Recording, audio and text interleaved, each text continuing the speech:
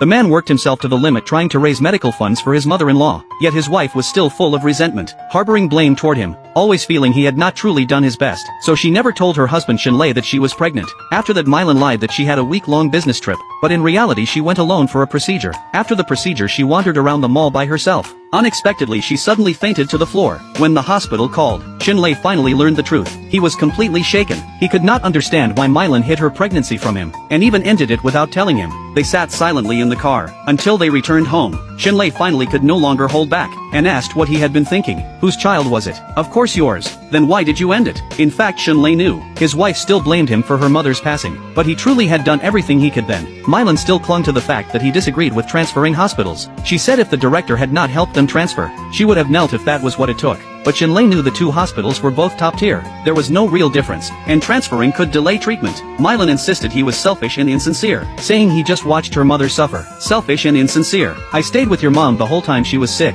I cooked nourishing soups for her every day. I barely even had time to eat myself. How can you say that about me? No matter how he explained, Mylan always found reasons to argue. But what she could not let go of most was not buying the expensive medicine. Shinlei did not refuse out of unwillingness, but the earlier treatments had drained all their savings, and the doctor said late-stage cancer held no hope. Outside the hospital were people selling medicine illegally, waiting to profit off desperate families. They argued endlessly, until Shinlei no longer wanted to stay home, so he went to his sister Shinlin for comfort. Shinlin was furious after hearing everything, but Na Wei urged him to calm down, saying they had been married many years, and they were both emotional, that things could be talked through. Shinlin felt sorry for her brother. He had a great education with a graduate degree, and a respected civil service job. His wife was beautiful, and worked at a major company in the CBD. They had seemed like a perfect couple, yet things had fallen apart like this. Na Wei however already understood everything. She said Mylan was using her mom as an excuse. She already had someone else outside, and the truth was exactly that. Mylan had long grown tired of Shinlei. She felt he lacked ambition. He even turned down invitations to play basketball with his boss, choosing instead to study old books. His content lifestyle frustrated her,